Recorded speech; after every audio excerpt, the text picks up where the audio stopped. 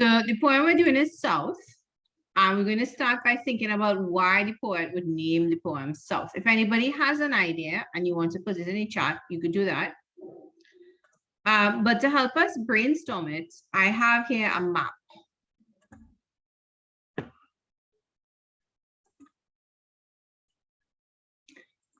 The man going south. Okay, well said. When we think of south, where do we think of? We think of San Fernando. Right, okay, yeah, he's comparing the south to the north to the south in the poem. The southern hemisphere, point forward to elaborate. Right, we think of different things when we think of south, right?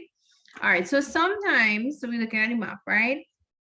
Sometimes Trinidadians end up in these places. They end up here. They end up over here. They might even end up over here. Where are these places? I'm here. So where these places with the X's, where are those places that they've ended up?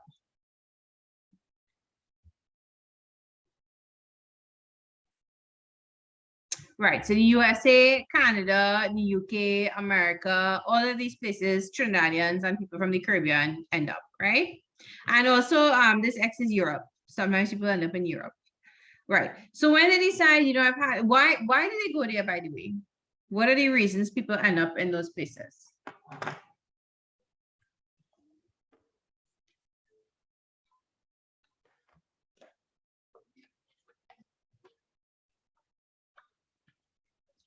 All right, some people migrate, they travel, they go for job opportunities, work opportunities.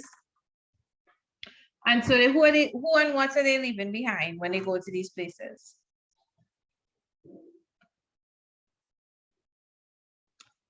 Right, we leave behind our family, we leave behind our friends. Okay, good. So if we decide, you know, we've had enough of these cold climates and unfriendly people, then and we want to go back to the Caribbean, we have to go this way, right? We have to go this way. And all of these arrows, what direction are we traveling?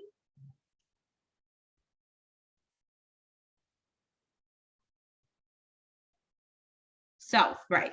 So why is the poem titled South is what you could use this slide for, right? So we're discussing the significance of the title, because you know a question could ask you, why is the title appropriate, or do you think the title is appropriate? This is our heading, right? And one reason is because the speaker is traveling south in the poem. That's an I that's off on the left there, right?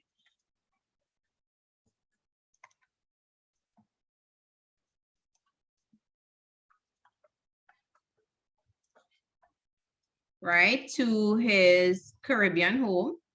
That's one point. And then another point somebody puts in the chat. The poem is comparing northern countries with southern countries. The poem is comparing the northern hemisphere with the southern hemisphere, but really in terms of the different cultures and different climates, right? So the poem compares countries in the north with countries in the south, right? And according to the poem, which countries are better?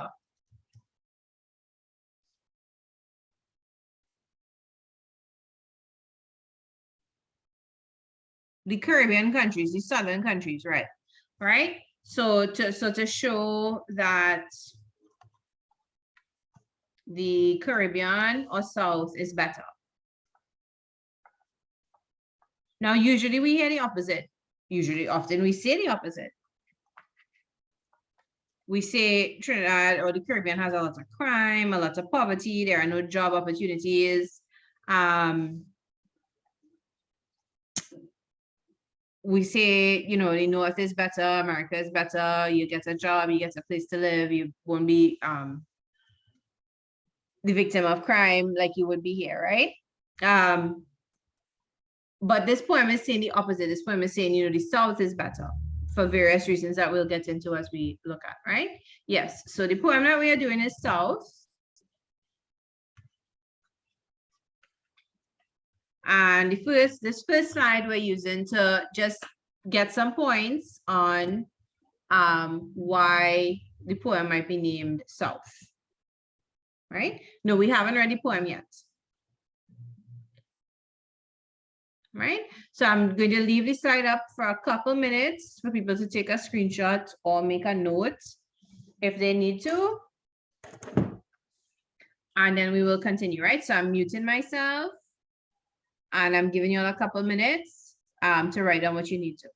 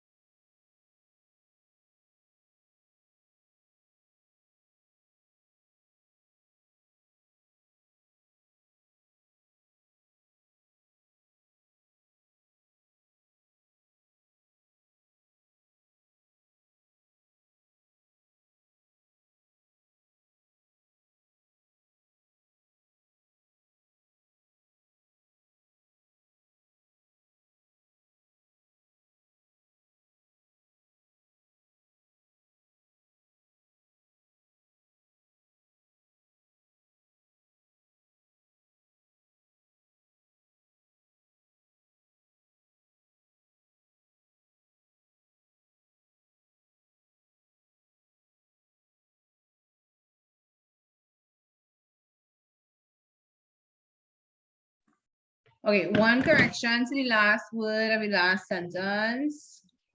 Sorry about that. I was thinking about and I wrote about, but that should be is better, right? So to show the Caribbean or South is better. Superior. It's a friendlier place. It's a welcoming place. It's a place of his memories.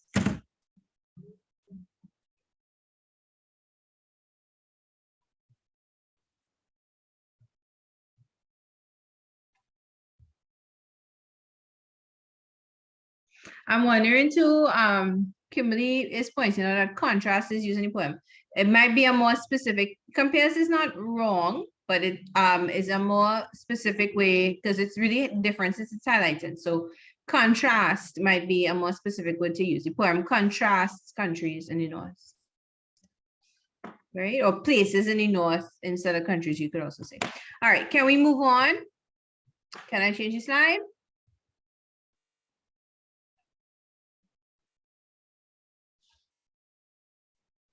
All right, so I'm clearing this and I'm changing the slide, right?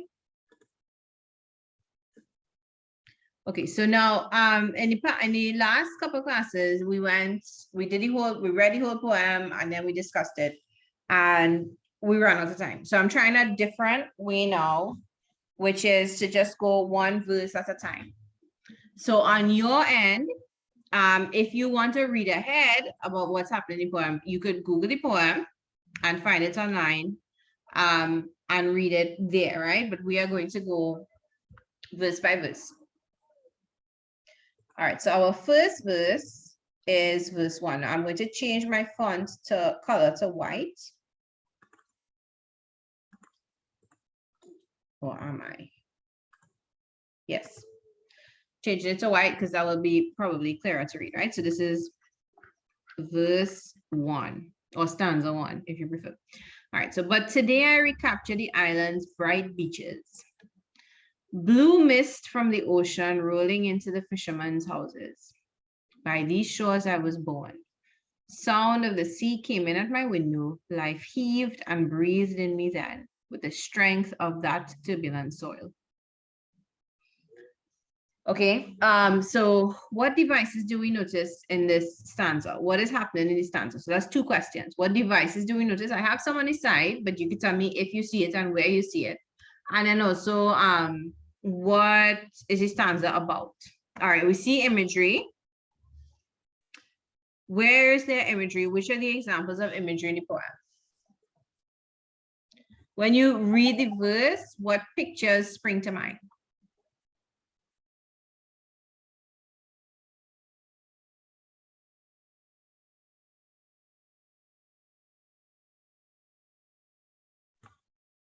Okay, good. So we could picture the beaches. You could see whatever beach you're attached to. This Maracas or Manzanillo, Mayaro. And you might see waves rolling in. You might hear the sound. It might conjure up the sound for you. Blue mist from the ocean. Well, that might be more in his imagination, but you might think about when it's a little cold on the beach. You could see the fishermen's houses. That's imagery there as well. Sound of the sea, that is imagery. That's sound imagery.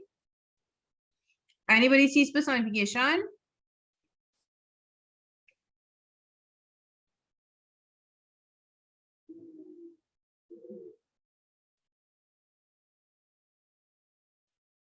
The last line, right? The strength of that turbulent soil, because soil doesn't typically have strength.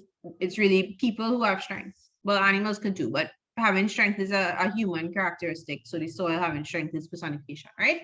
All right, so I'm going back to the PowerPoint so we could type some of this in. If you are having trouble seeing and you need me to zoom in or out, you'll tell me, right? I'm gonna make it a little bigger now.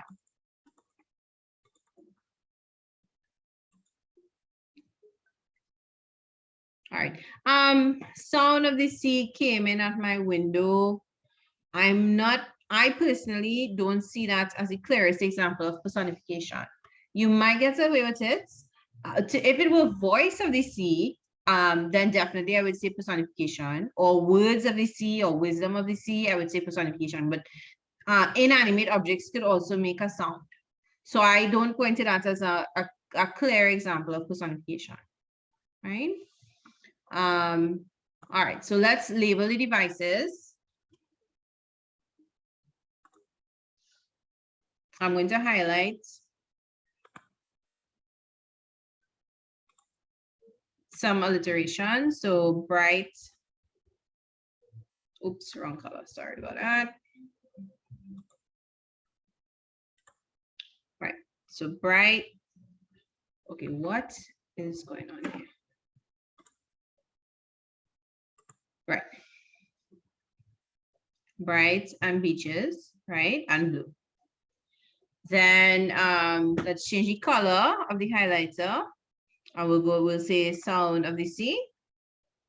Right? So sound and then sea. You can see alliteration there too. Strength of that turbulent soil. Right? All right, now, are you all familiar with assonance? I didn't type that in, but you might also see assonance with heaved and breathed. So let me, that's the repetition of vowel sounds, right? So heaved.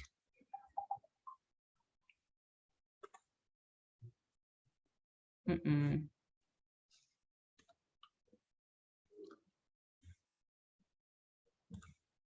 right, let me do this over. Right, so we said B, and then also I'm in the same color now, just to save time, right? Is assonance always at the end? It doesn't have to be at the end. It's somewhere in the word.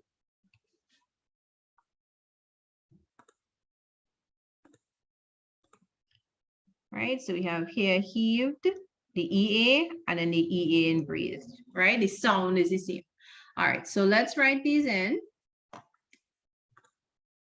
Yes, the E sound in breathe and the E sound in healed. Also blue in line 2, that's right, is another example of piece of that alliteration, right? Okay. All right. Now notice that we don't highlight shows as part of the S alliteration because SH is show and not so, right? All right, so let's put in our examples. So for alliteration, we have bright beaches. We also, and bright beaches blue, right? And you would explain that the B sound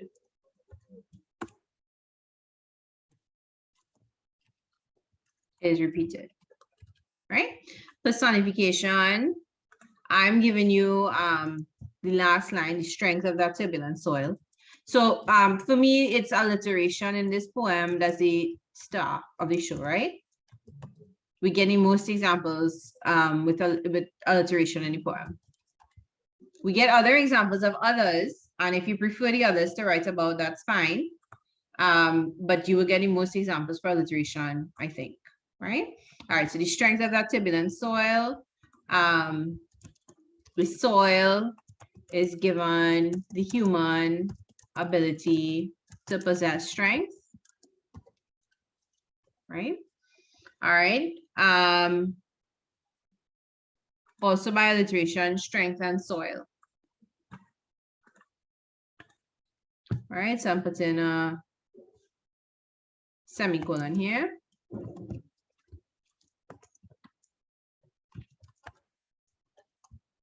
Okay, the S sound is repeated. Right? All right. Imagery, all of the above. Right? We understand what I mean by that? Images of the beaches and the soil are brought to mind.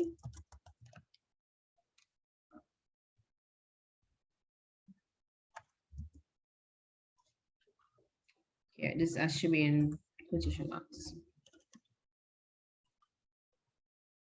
Right, and the other prominent image is probably the sound of the sea, the sound of the waves is an example of sound imagery, right?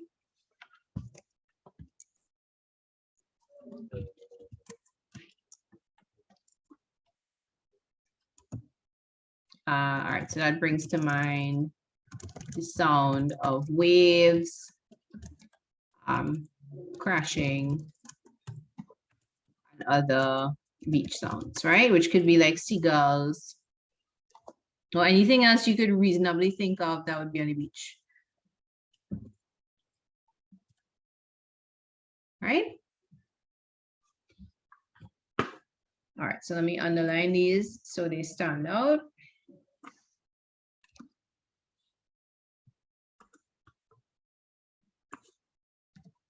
All right, and on the next side, underneath the verse, we could put a little summary of what has happened in this verse. So what has happened in this verse?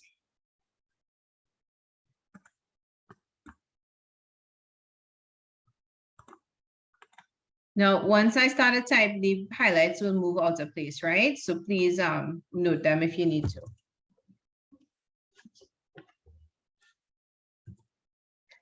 So let's think about it. What has happened in this verse? Or what is happening in this verse? Some of y'all mentioned it in the chat before, and I didn't pick up on it for the title explanation, but we can discuss it now. What is the speaker doing? When he says recapture, he's remembering, reflecting, good, more R words, remembering, reflecting, reminiscing. Someone had said, yeah. And the memory is vivid because look at all these different, oops. What is this? Okay, here we go. Right. Remember he said all these, the alliteration, all the images that he's using, that tells us that the memory is really vivid within it. Right, so I'm typing on this side now, the highlights are going to move out of place, right? All right, so overview, verse 1. The speaker remembers the islands of his childhood, right? And the beaches where he was born and raised. Right? He remembers, he thinks of it as a place full of what?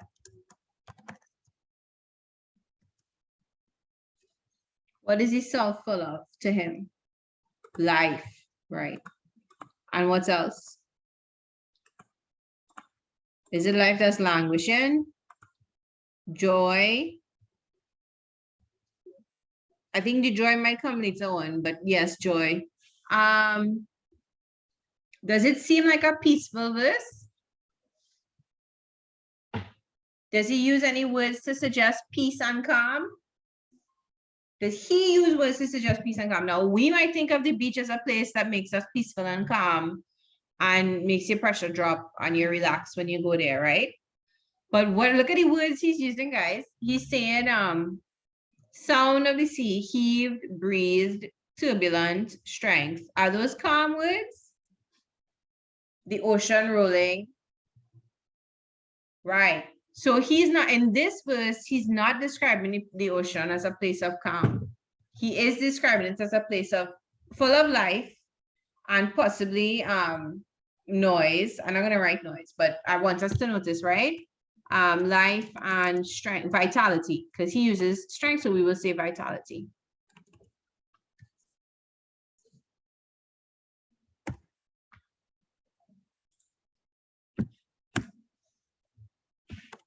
He's also here not saying joy, but he will say joy in the last verse. It will be a place of joy for him in the last verse, right? All right, so he thinks of it as a place full of life and vitality, that nurtured him, that gave him strength, right? Because he says the strength of that turbulent soil.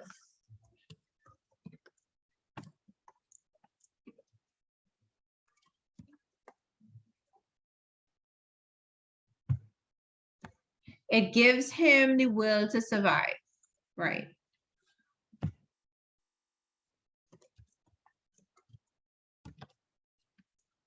All right, so we could finish up our notes from this slide and or take a screenshot if that's what we're doing.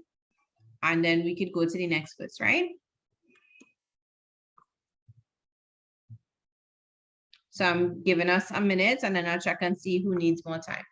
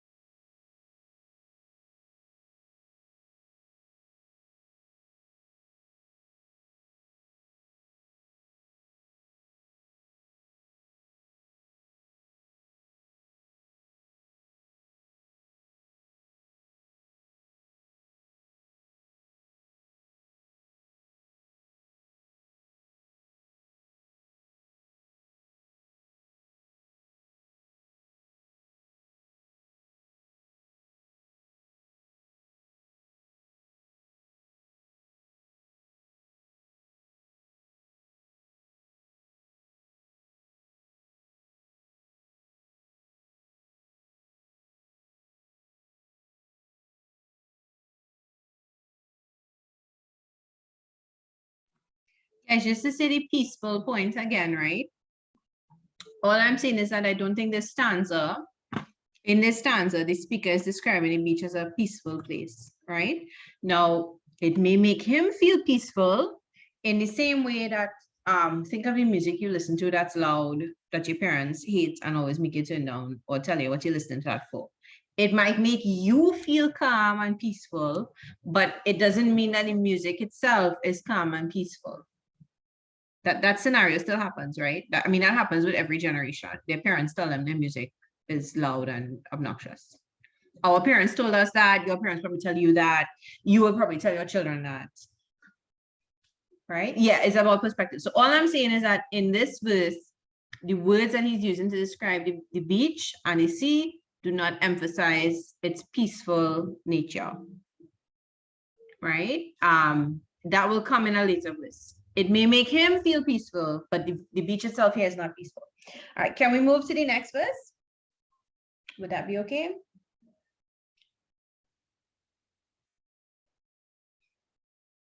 All right, so I could give 2 more minutes here. And then at that point, you will need to screenshot or else come back to the recording, right?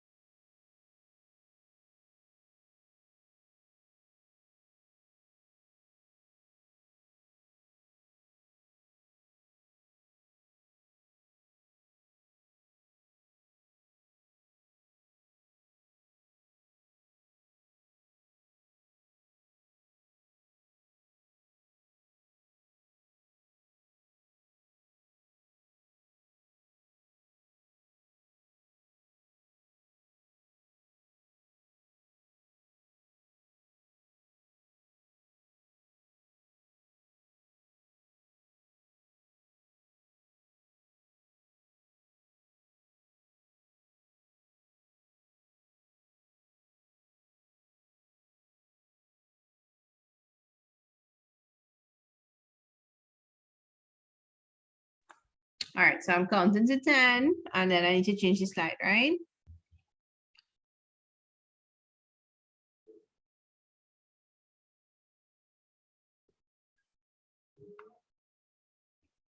All right, so we're going to the next slide. Okay, so since then I have traveled, moved far from the beaches, sojourned in stoniest cities, walked to the lands of the north, in sharp slanting sleet and the hail, crossed countless saltless savannas, and come to this house in the forest where the shadows oppress me, and the only water is rain and the tepid taste of the river. All right, so let's do the overview first here. So this time when I highlight, stuff won't move out of place, right? All right, so this is our overview of verse 2. Okay, so what is the speaker telling us in this verse? Before he was remembering the beaches, now the speaker is saying that since his birth, did he stay on the islands? He's talking about the north. And how does he know about the north? Does he know about it from TV? Or from books? Or the internet? No. What did he do?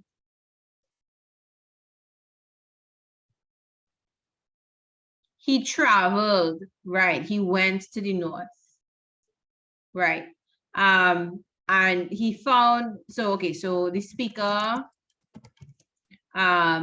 traveled to the north, right?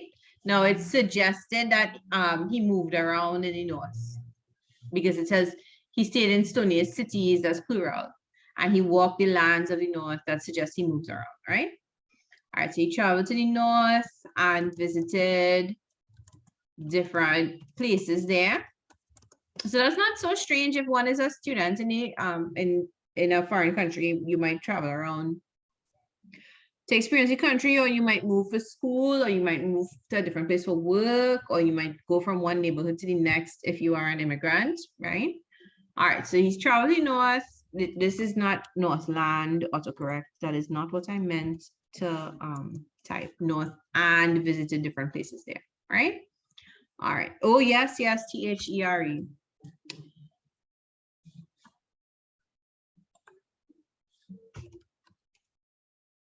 All right.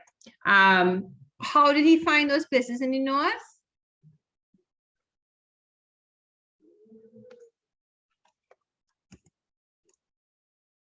How does he describe them? He says, sojourn in stoniest cities, walked in sharp slanting sleet and hail. So how does he find the places in the north? Lie flat. Does he no? Okay, hold on. Is he saying lie flats? All right, so I can't go back to the previous slide right now, as most people were done with it. What I could do is during the break, go back to it for you to screenshot, as well as at the end of class, I could go back to it for you to screenshot, or you can get it through the recording, right? Sorry about that.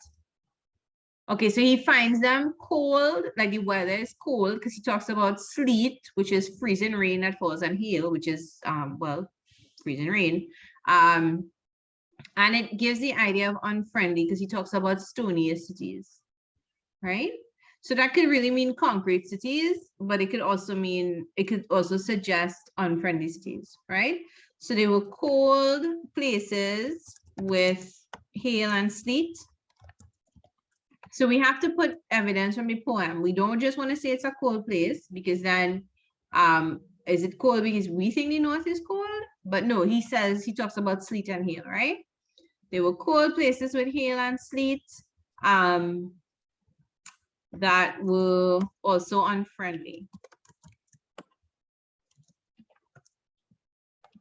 And we're getting unfriendly because he talks about them as being stoniest cities, right? If somebody is stony faced, that means they're serious and they're unfriendly. Yes, so let's discuss this other piece now. Crossed countless saltless savannas. Why does he say saltless savannas? Lacking color. Okay, lacking color, lacking life. Someone had said lifeless before, maybe. They get to emphasize that they are not the ocean, because the ocean has salt in it. Right? All right, so the north is very different, right? There are no oceans, only saltless savannas. And what's the other body of water he comes about? He comes across?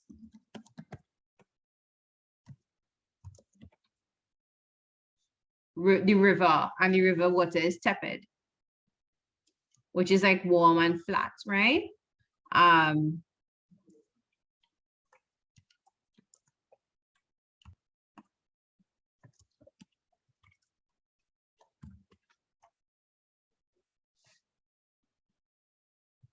right, the north is very different. I think I would add from the south with its oceans, or with its beaches, because I guess everywhere technically has an ocean. Class is going till 1:30, right? We will take a break around 12:30. Maybe a little before, maybe a little after, depending on where we are with the notes. All right, so this is our overview. Feel free to shorten it to put it in point form. Yes, saltless could definitely mean no flavor.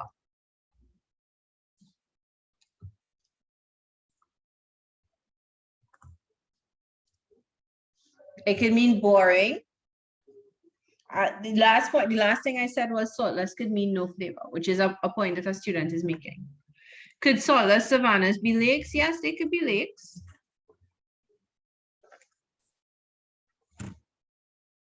It's meant to suggest a lot of things, right? Which is one of the great things, but also one of the frustrating things about poetry. Poets are writing in a kind of code to suggest, because if they have to say things out loud, it will take forever and it will be boring. But like we phrase saltless savanna, it could tell us the north is bland, the north doesn't have any oceans, the north is maybe he's talking about lakes.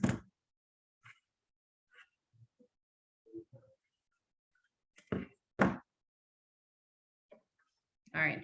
Okay, there's one piece that I left off of the summary. So he crossed all these places and he came to a house in the forest where the shadows oppressed me and the only water is rain and tepid taste of the river, right? All right, so now he's resting in a forest, in a house in a forest, right? So he now rests in a house in a forest that he finds oppressive.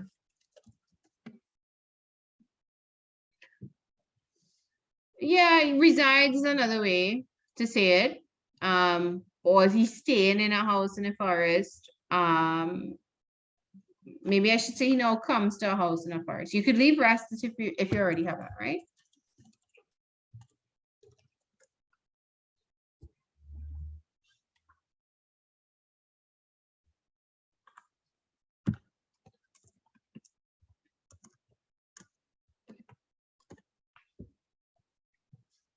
All right.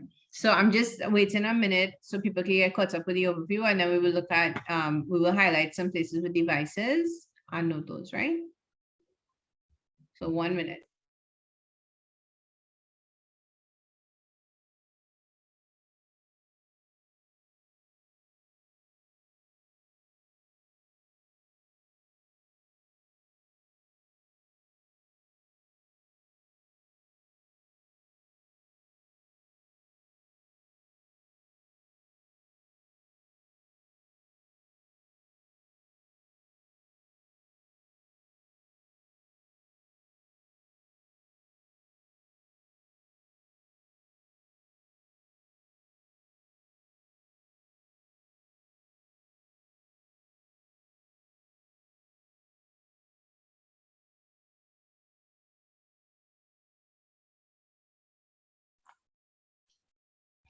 Two things in this poem I've never fully, personally, right? I've never fully made sense of is why he comes to a house in a forest with a river.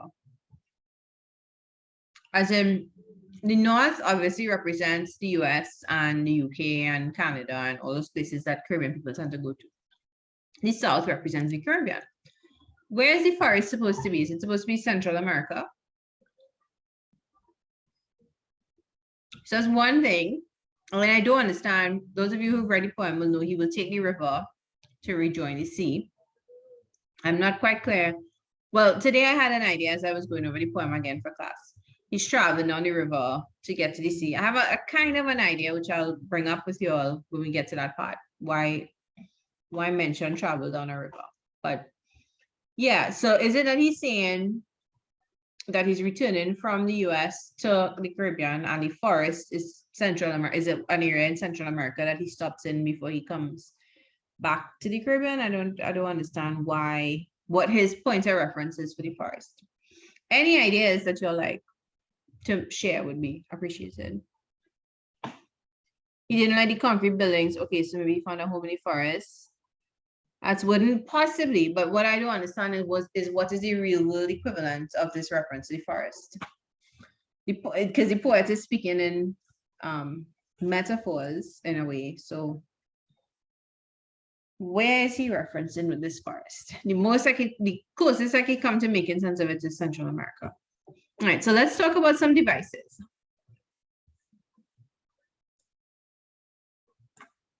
Yeah, so I agree that a river is probably the closest body of water he could get to remind him of home. But which river is that and why a river? All right, so let's look at some devices. So since then I have traveled, moved far from the beaches. All right, so we're okay with that. Sojourn and Stonier City. So here we go. Sojourn and Stonier City. S.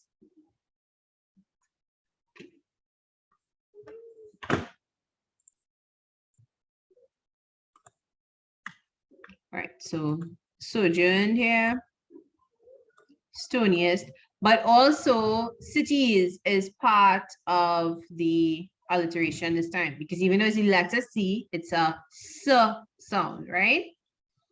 And then we come to slanting, sleet, again, not sharp because it's an SH sound. And we have saltless savannas. right?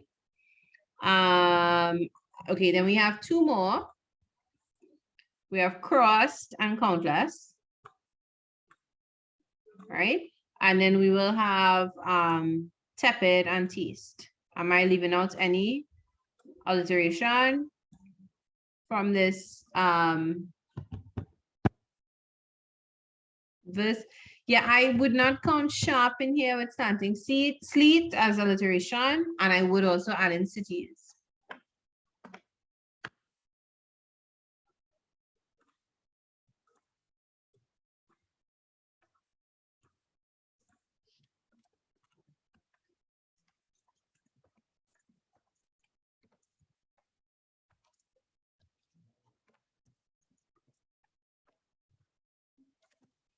All right, so alliteration, we're going back to our note now, right?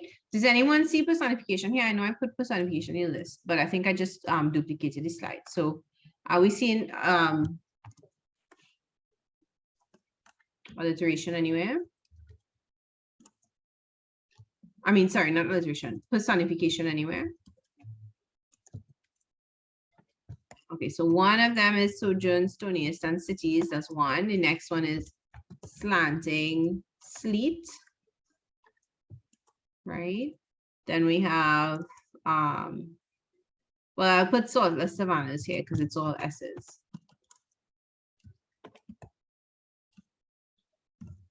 Okay, then we come to crossed, countless.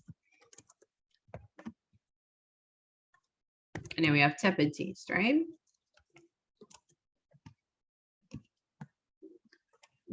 Okay, and what do these do? They highlight the different aspects of his journey, right? So the difficulty comes from sojourn, the length and difficulty, because a sojourn gives you the idea of a long stay, right?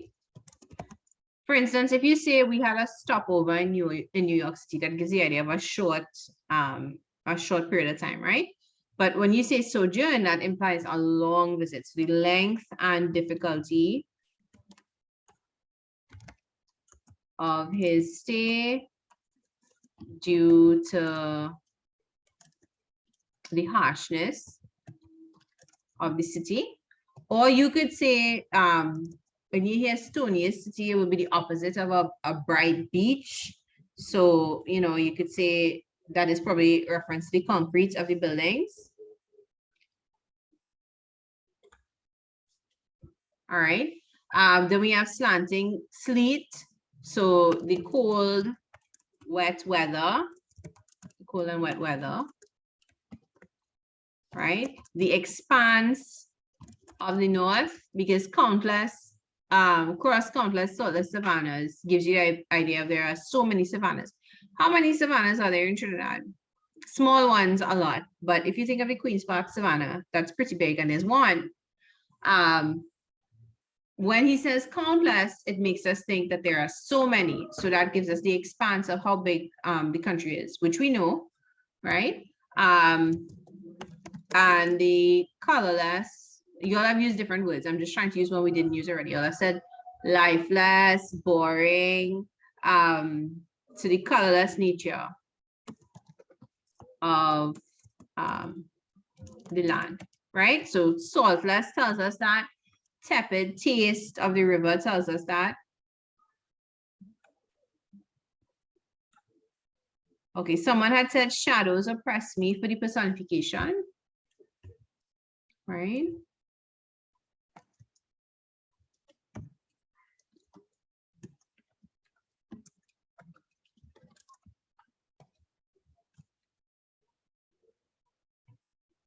Imagery is going to be all of the above, right? All of the above examples are examples of imagery. Either we could taste something with saltless savannas, or we could see something with stony cities, or we could feel something which the sleet, slanting sleet, and we could feel cold rain on us.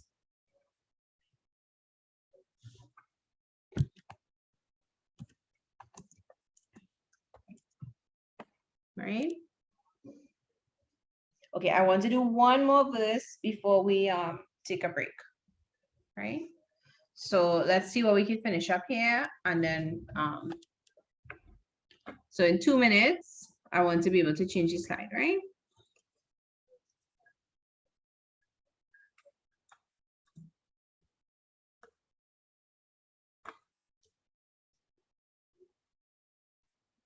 Hey, sorry. Right.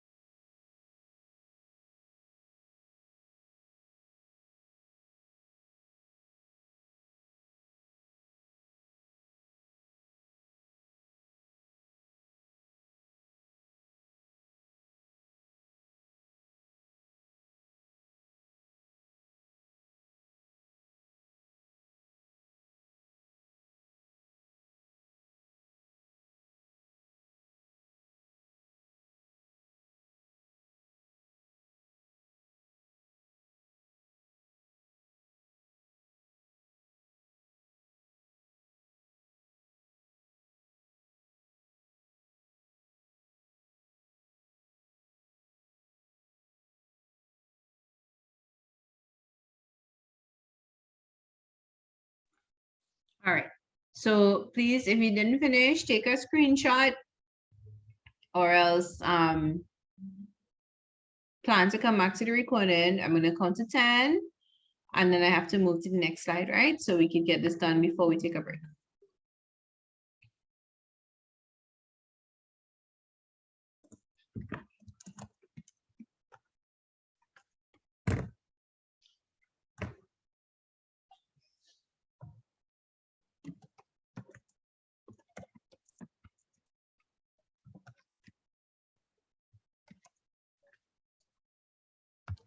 All right, I think I've been saying verse. I hope I said verse in the first one and the second one. If I may have said stanza for the first one and verse for the second. Sometimes I do that, but they both mean the same thing, right? Verse and stanza, same thing. All right, so we need to move to the next one. Okay, we who are born of the ocean can never seek solace in rivers. Their flowing runs on like our longing, reproves us our lack of endeavor and purpose, proves that our striving will founder on that. We resent them this wisdom, this freedom, passing us, toiling, waiting, and watching their cunning declension down to the sea.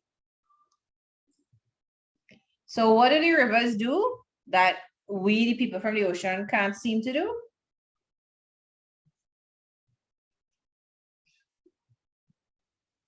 Why doesn't he like this river? What's the river doing? That's not for him.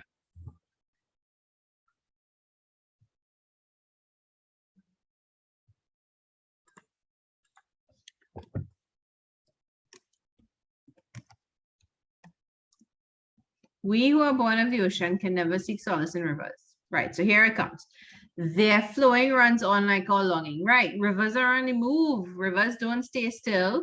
Rivers have somewhere to go. Where do the rivers have to go? The rivers have to eventually flow back to the oceans, the sea, yes. All right, so this is verse 3 now, right? So remember, we left him in verse 2 in a house by a river. And so the speaker is saying that the speaker does not find rivers comforting, right? Rivers that which are, all right, so which are bodies of water that flow to the ocean seem to be mocking people from the ocean who stand still.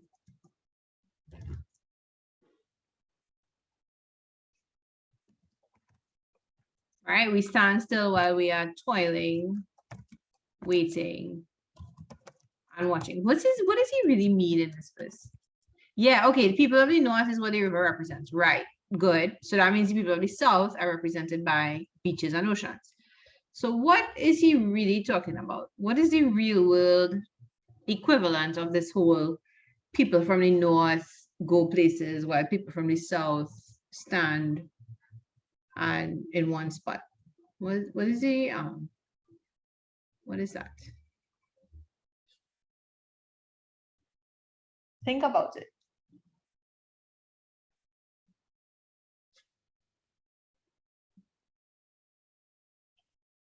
All right, so all of these are just ideas, right? Because Kamal Brathwaite is not here to tell us exactly what he meant.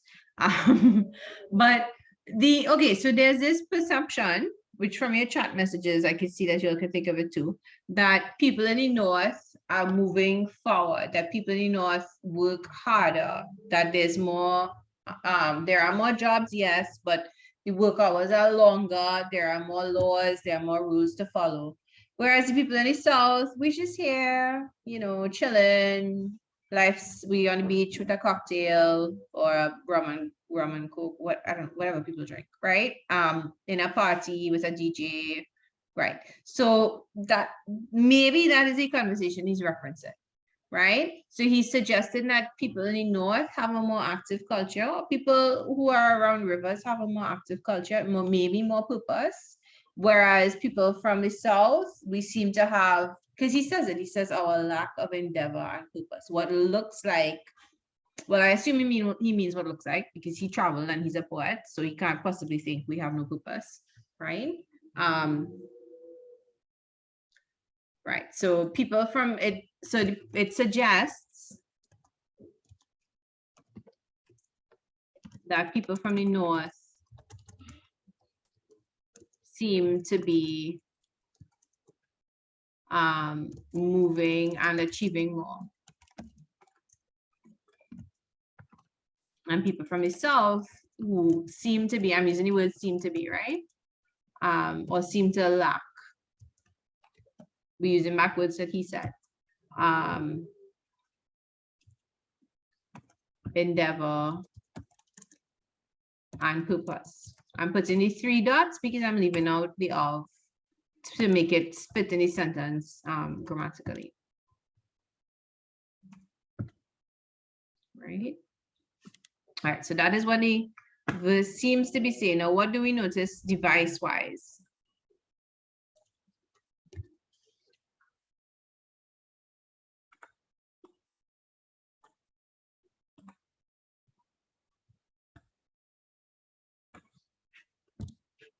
Do we notice alliteration again? So we notice seek solace.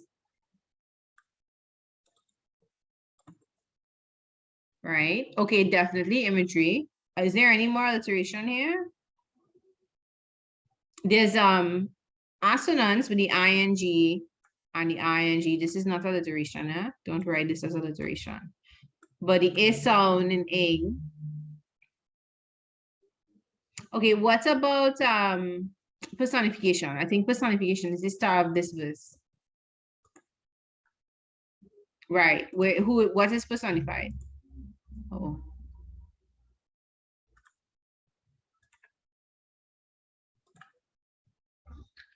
The river is personified. Good. All right. So the alliteration is seek solace.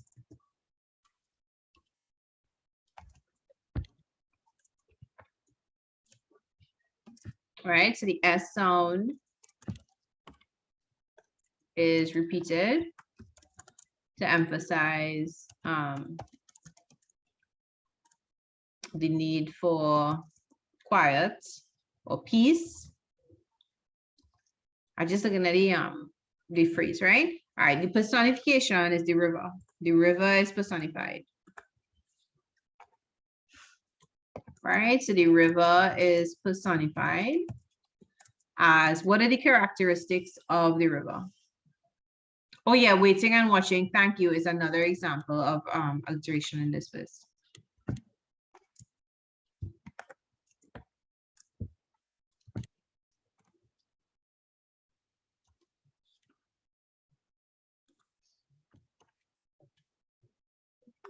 Right, so this is to emphasize people are standing, to emphasize the people from the south stand still.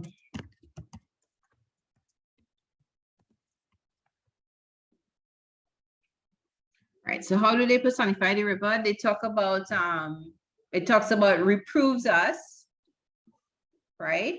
It means like they buff us, or they say, you know, y'all are doing the wrong thing. That's what the river says. So as reproving the speaker, that's the first one.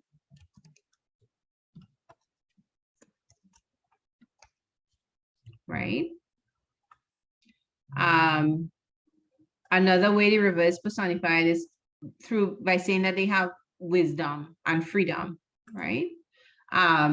So the river is shown to have wisdom and freedom, or the wisdom is described as having. Let me change shown to said. To have wisdom and freedom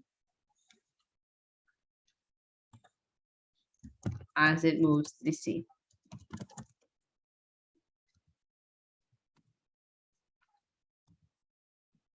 Yeah, I suppose declension and down is also alliteration, right? Okay, and then imagery, the running of the river, right? The motion of the river. So everything above again. Well, not everything above, because seeking solace is not a picture. Waiting and watching could be a picture, right? But the main one is the image of the river flowing.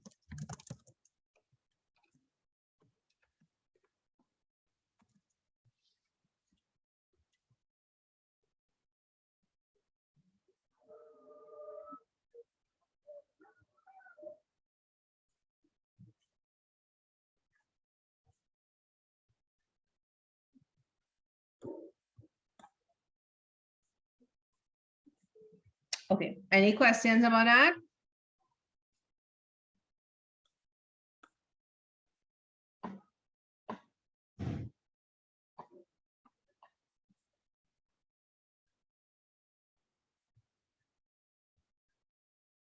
Okay, the last three verses are easier, don't worry, less complicated.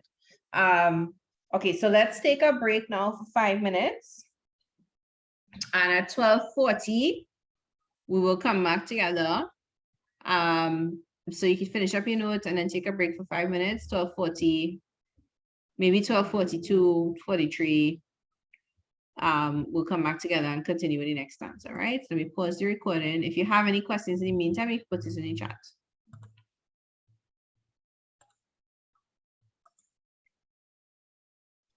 So, but today I will join you traveling river, borne down the years of your patient is flowing. So this B-O-R-N-E is carried, right? Carried down the years of your patient is flowing. Past pains that would wreck us, sorrows arrest us, hatred that washes us up on the flats, and moving on through the plains that receive us, processioned in tumult, come to the sea. So tumult is chaos, noise, roughness. Picture a wave when it's coming to the shore, like a big wave. And that frothy part at the front, how it like goes in circles and it gets caught up and it will go over and over and over before it washes up on the shore. So procession and tumult, right? So this is not a quiet journey back. So he is traveling on the river and he's heading back to the ocean, right? That's basically what he's doing here. Right? So this is our verse 4. So the speaker joins the river, because as all geography students will tell us, all rivers go back to the ocean, right? And heads back to the sea.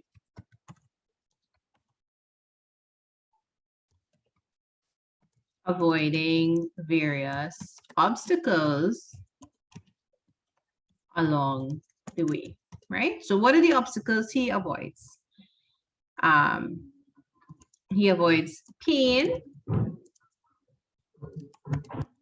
He avoids sorrows.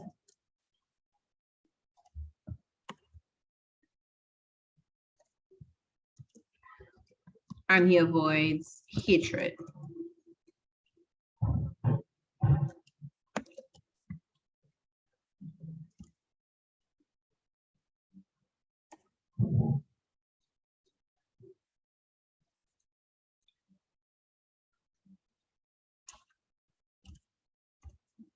Right, that threaten to derail him.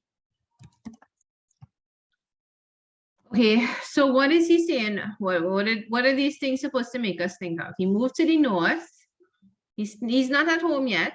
What are the different pains and sorrows and hatreds that you might encounter in a northern country or city? Thoughts?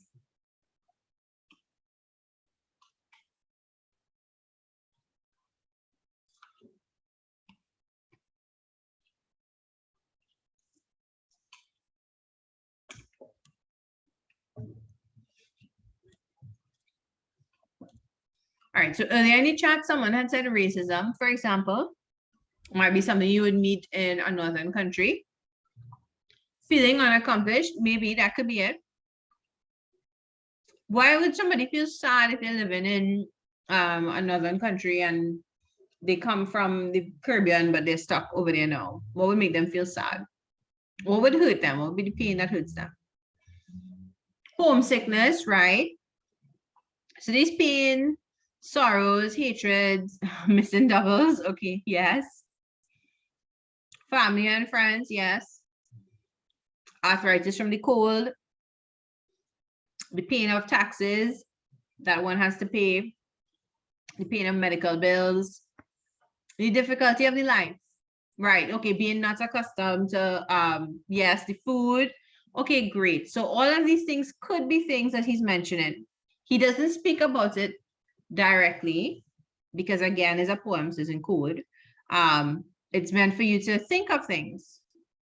All of these different answers you get from these words. If he had just said one or two, that would be way more restrictive, right?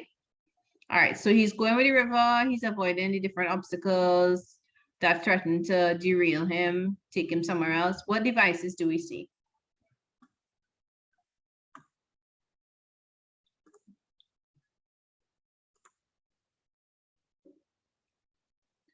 We see alliteration again, past pains. Now, would ruckus is not alliteration, even though they both begin with W. This is a W sound, this is a R sound, right? So not this one. Hatred that washes us up on the flats. I guess the U and the U here could be alliteration. Procession and tumult come to the sea. Anybody seeing any others? Maybe years and your.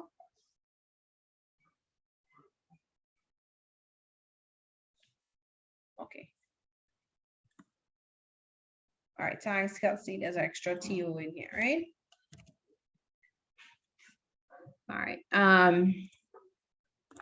Just maybe we need to add to this that these could represent various hardships of a Caribbean person living in the north, right?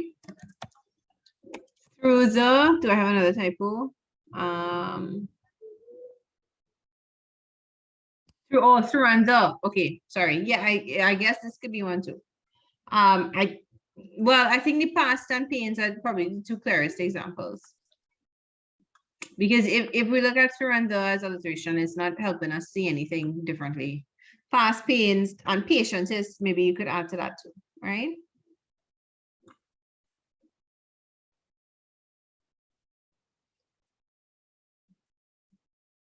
All right.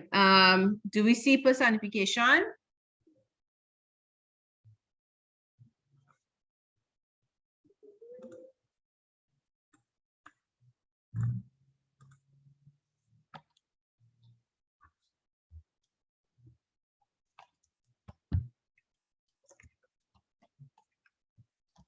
All right, so past pains, the P sound repeated to emphasize difficulties, right? Yes, there's a lot of personification in this stanza. So we have the river as patient, first of all. Patient is flowing.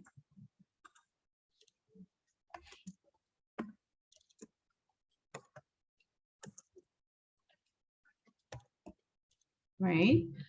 We have, okay, so pains are personified, sorry. Pains are described as actively trying to wreck the speaker. It's like if you say, that pothole trying to give my car a flat tire, but the pothole isn't actually pothole, it's just there existing, right? It doesn't have any intentions, but we put the intention on the pothole. All right, so pains are described. So it's the same way with the pains, and then also as Shanika is pointing out with the sorrows, right? So sorrows are trying to stop him. So arrest us in this case means stop, right? So in other words, you're trying to accomplish something in life, and sometimes things might happen that would make you feel so sad, or you might just be in a situation where you feel sad, or you miss your family, so you feel sad because he's away from home, right? And that sadness could become depression, and that sadness could weigh him down, so he will not accomplish what he went there to do, right? So these stories are trying to stop him from achieving whatever it is. And then the other thing is the hatred.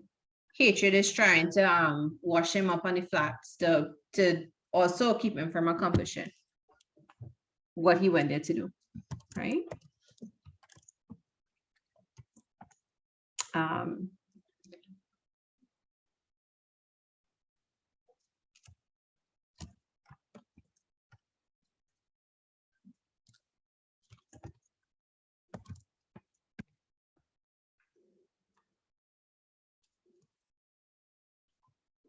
You could also explain planes as in a flat area of land that are there to welcome him, right? That's another example of personification.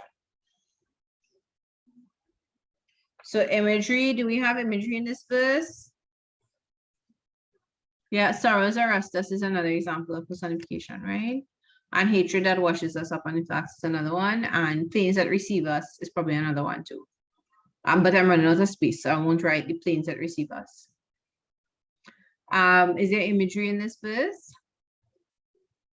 There's the imagery of the river. Right, so the image of the river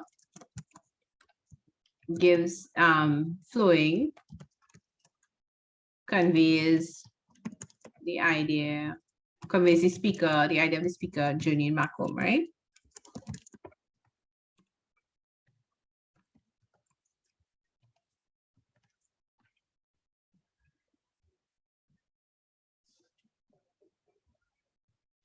You could also talk about getting an image of the sea when he says procession and tumult, right? Of waves crashing to shore. You could get images of flats, of somebody being washed up on flats.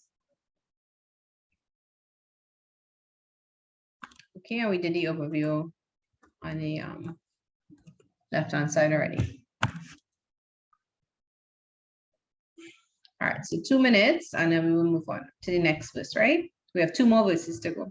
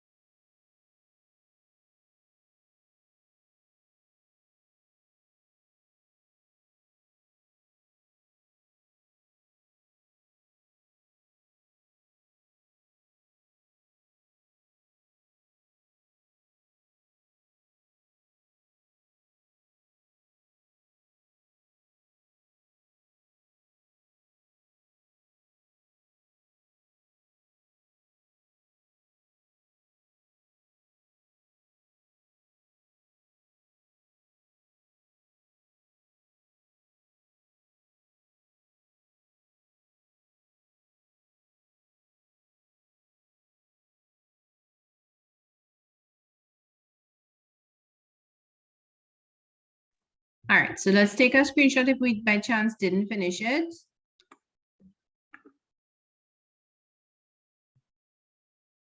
Okay, so born, B-O-R-N-E, means carried, right? This B-O-R-N-E. So the river is bearing him home. It is, the river has borne him home.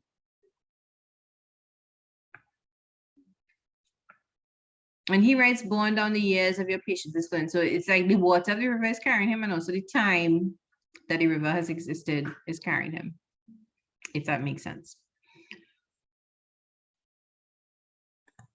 Okay, so next stanza, just two more. Right, bright waves splash up from the rocks to refresh us. Blue seashells shift in their wake.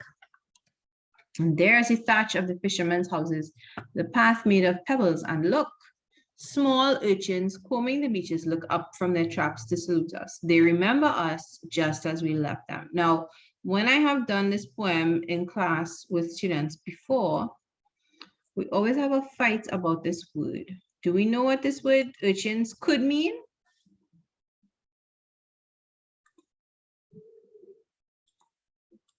A sea urchin is an animal, right? Now, if you have access to it, if you could Google it, if you have a phone that you're not using for the class, or you can open a tab and check it, Google urchin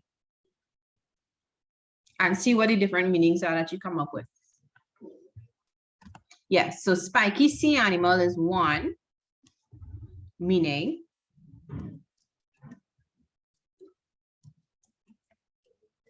All right, so we have an overview of verse 5. So basically what is happening here is the speaker has returned to the ocean, right? The speaker returns to his village on the beach and is greeted by fishermen. And all right, so when we read the line, if we say it's the sea animals, right, which a lot of people are still saying, but some people have found the other meaning. Small urchins combing the beaches look up from their traps to salute us. How is this little creature, how is it combing the beach? What does that mean? Okay, let's Google it together. Y'all could see my screen, right?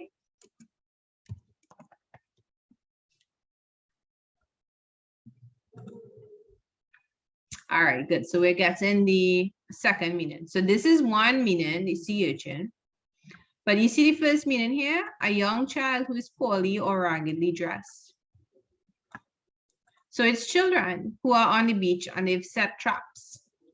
What does the trap look like? Let's look at that one time.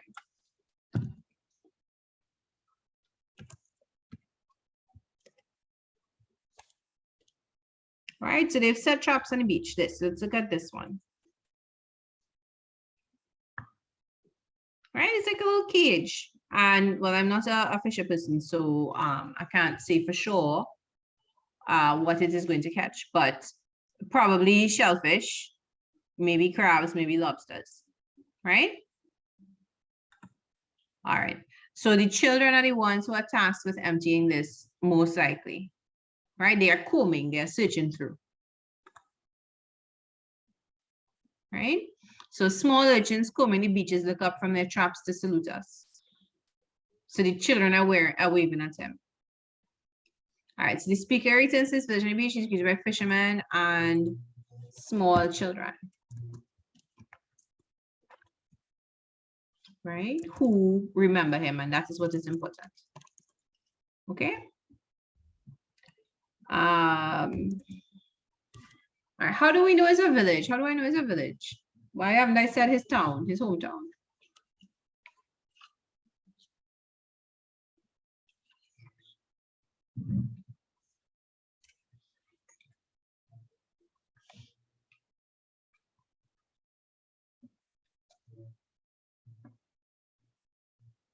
How do you know he's living in a, why have I said village? How come I didn't say town or city? Right, because of the description they put like the pebbles on the path and the houses have thatch on them. Do we know what a thatched roof is? Just now, I'll go back. I just need to make sure we know this.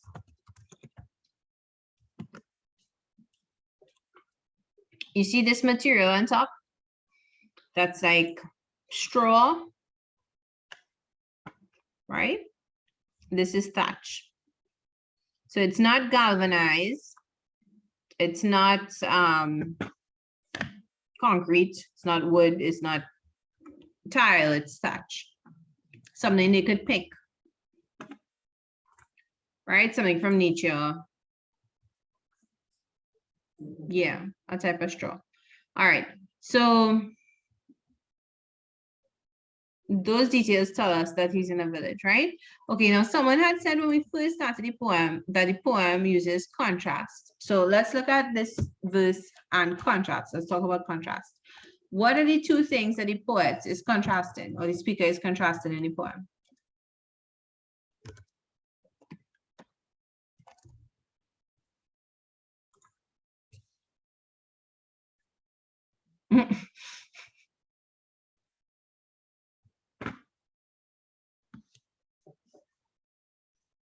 Yeah, well, what he means by thatch is probably that the roof is not the same thatch that people in England would use. The pictures we saw are probably from people in Europe and England. We would use, I guess, whatever we have around.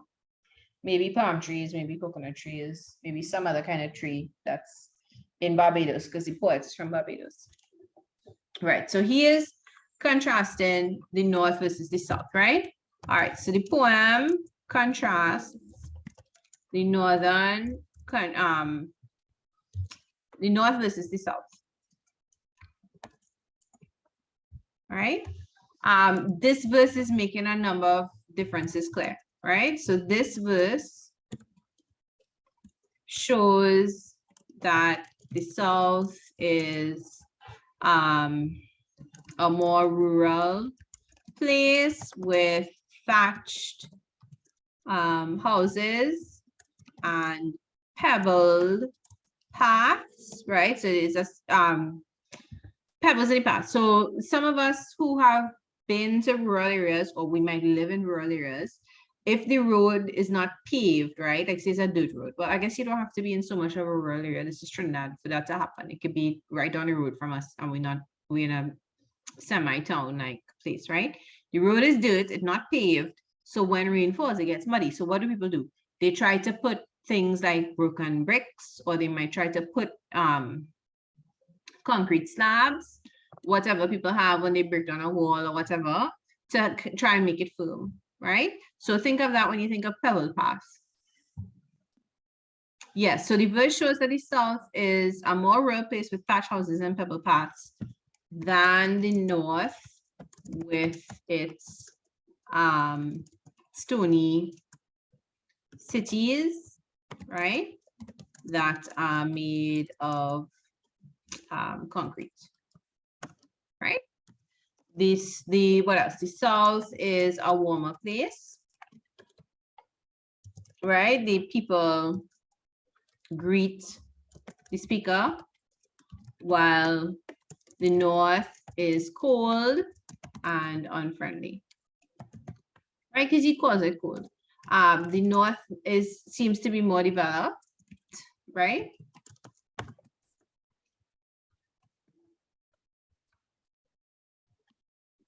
So yes.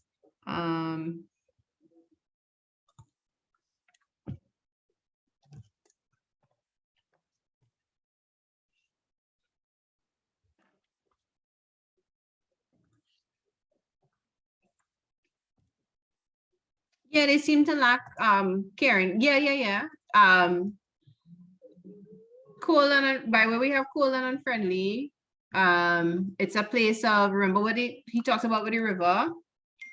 So it's a place of sorrows. Just now.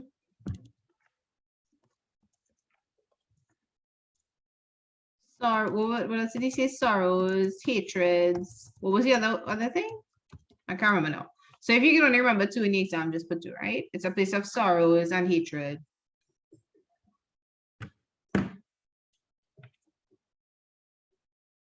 Pain, right, thanks.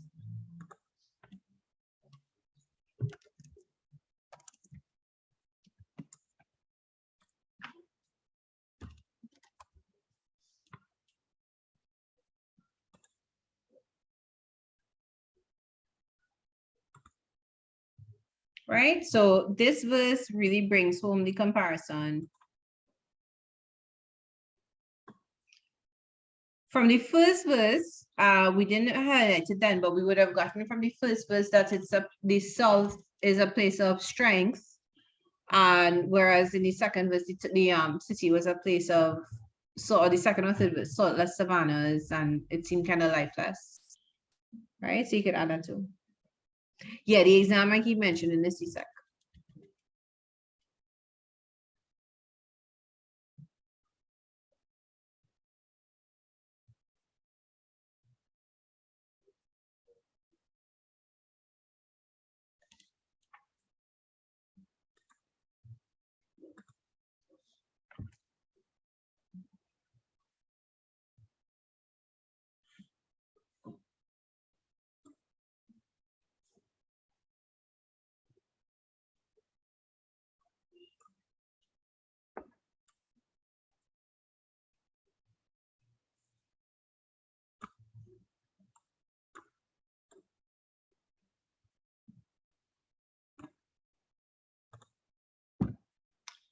Oh, okay, sorry.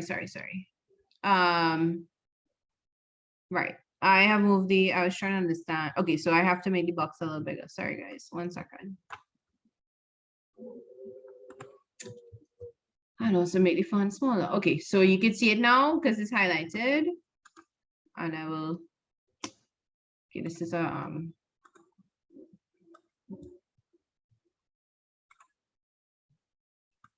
just bear with me while I move this around.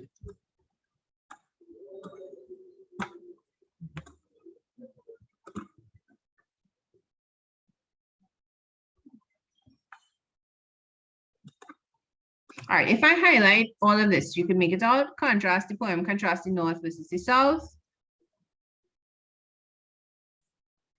Because of the Zoom, I can't change it easily, right? So go ahead, you could either take the notes or take a screenshot in the meantime, right? All right, so 2 minutes again.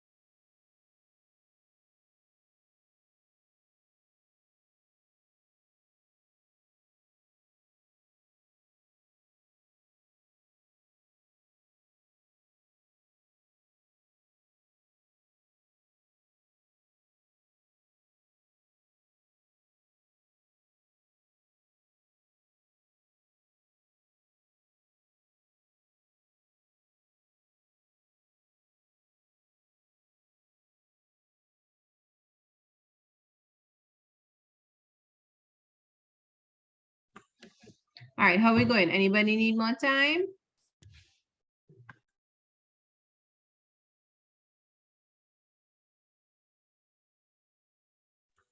All right, 2 more minutes.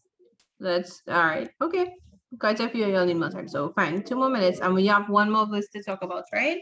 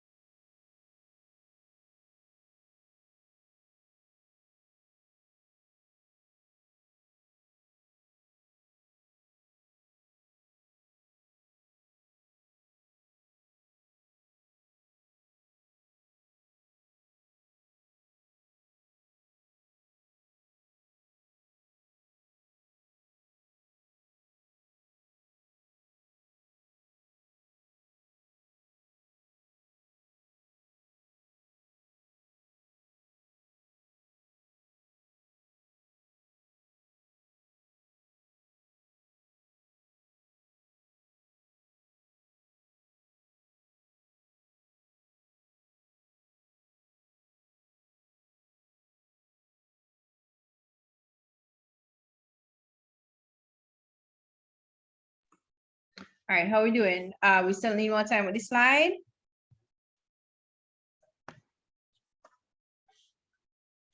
Okay, so I'm going to move to the next. Okay, someone still does. All right, so please try to take a screenshot or a picture, or else plan to come back to it in the recording, right? But we still have 1 verse to do, so I want to at least get through that, and then we'll continue.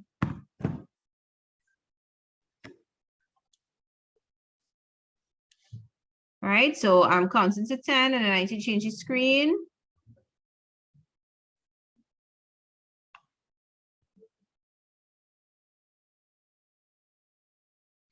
All right, so I'm changing the screen. It's the last verse this time.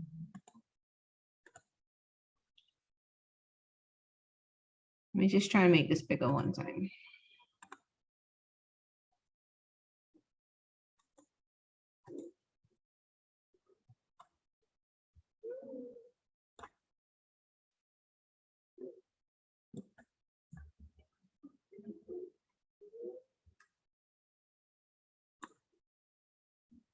Okay. All right, so I'm changing the screen now to the last verse, right?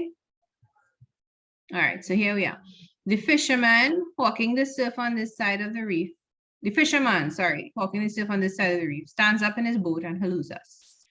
A starfish lies in its pool, and gulls, white sails slanted seaward, fly into the limitless morning before us. Right? All right, so what is happening here?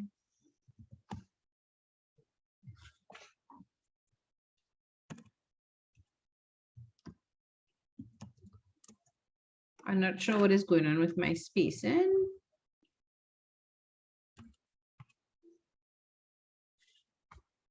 Right, this is verse 6.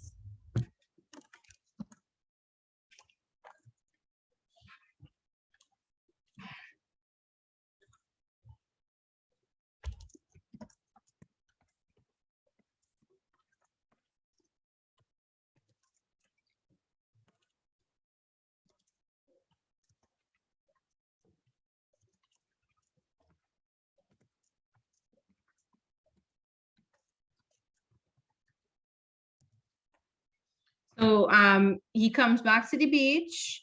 A fisherman literally stands up in his boat and waves hello. He sees a starfish in the water. He sees seagulls flying in the morning, and he sees the morning as limitless. So what does that tell us that he's feeling? All right, so the speaker is greeted by a fisherman. He's feeling happy, and I'm looking for another H word. When he says the limitless morning, he could do anything, he could accomplish anything, go anywhere, be anybody.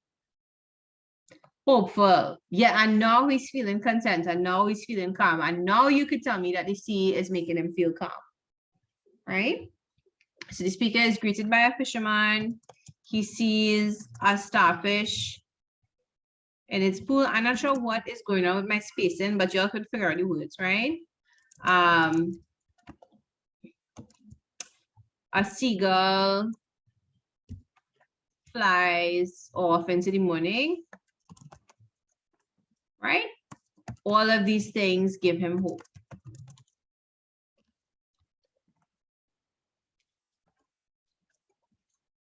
Right? He seems to be feeling content and calm. All right. So now if you tell me that the beach is being described as calm, I could agree with you, right? Because if a beach wasn't calm, if the ocean wasn't calm, then a fisherman can't stand in his boat. The boat will be rocking too much, right? You wouldn't be able to see the starfish in the pool of water. The water has to be still and clear for that to happen, right? So those details suggest that now the sea is calm. All right, what devices do we see in this one? For sure, we're seeing imagery.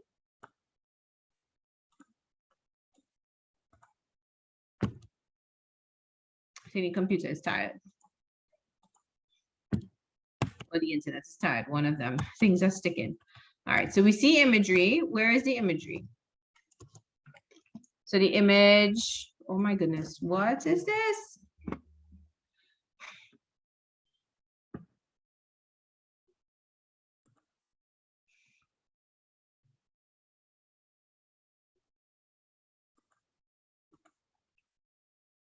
Right, let me try again here. Right, so what images do we see?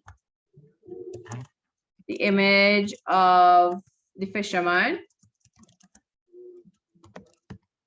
the starfish, and the white wings of the seagull are all hopeful images for the speaker, right? For different reasons, they show that he's remembered, right? The fisherman remembers him. The starfish, what is this? Why I mentioned the starfish in the pool? What is that telling us? Why would he notice that detail?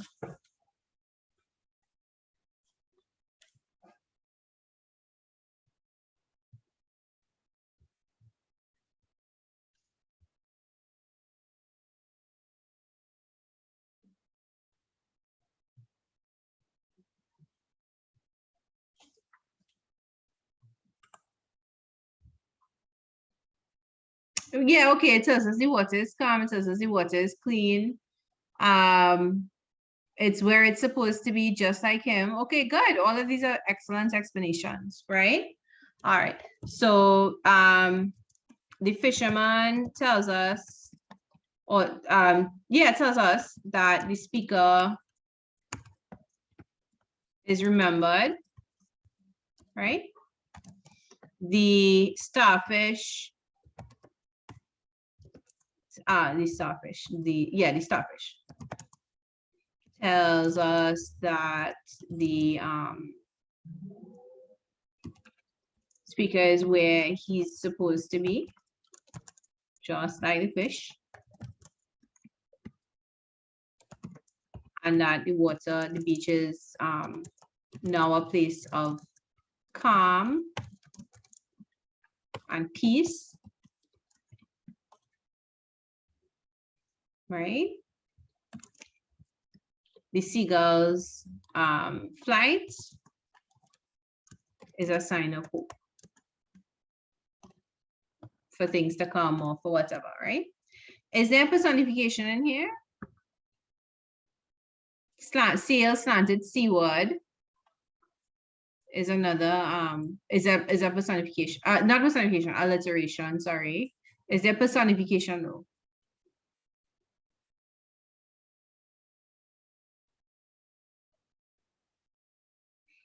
Not, I don't think so, right? But for alliteration, you could say sail slanted seaward.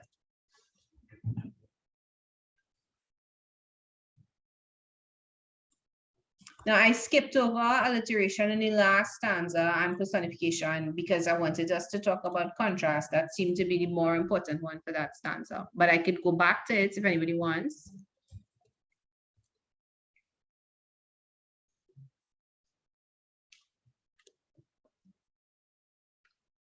All right, so this is our last verse, right? We still had a little bit to talk about, which we won't get to today, on the speaker and like just to put together notes on who is the speaker and who is the, what are the main messages of the poem, right? But we won't be able to get to that today. Yes, okay, so to sum up the whole poem, I'm quoting a student here, there's no place like home, yeah.